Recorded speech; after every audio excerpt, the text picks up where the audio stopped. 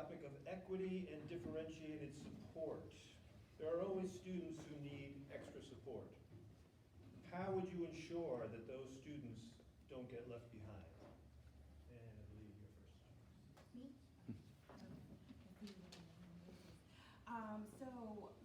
Where I work in my school, there's various ways that we collect data on our students. It's not just academic, right? It's focus groups. It's how many kids or students are active in the programs or activities that we serve.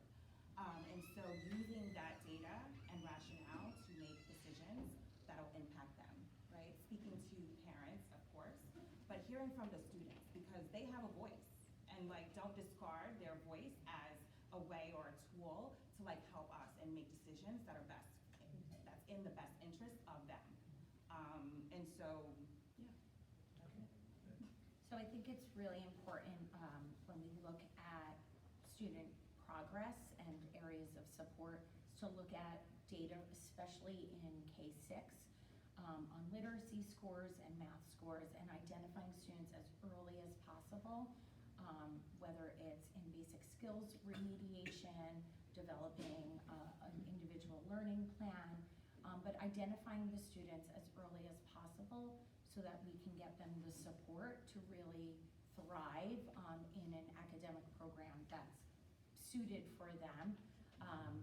I have experience being an enrichment teacher as well, and we can't just think about our students that maybe struggle academically, but we need to think about the students that are achieving and meeting grade level standards when they come in September, and how we can address their needs as high achieving learners. And lastly, we also need to think about just support for students that maybe are need social emotional support or counseling.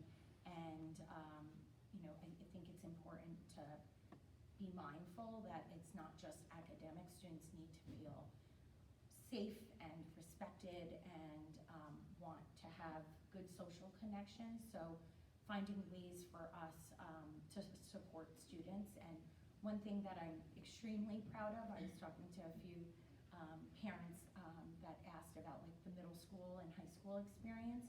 I think being in such a small district, sometimes there's a trade-off, but I think it allows the staff to really know our students, and when they need support, whether it's academic, social, emotionally, they are there for the students. So that's, I think, something that we should be proud of, and the staff identifying who needs support and where and how.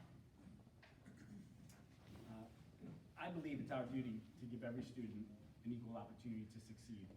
And so first I would educate myself on the specific needs of our students through conversations with other board members, the superintendent, faculty, families as appropriate. And then with that full understanding, I'd advocate for new policies or changes to existing policies to ensure that every student gets the most support possible within the realities of our financial resources.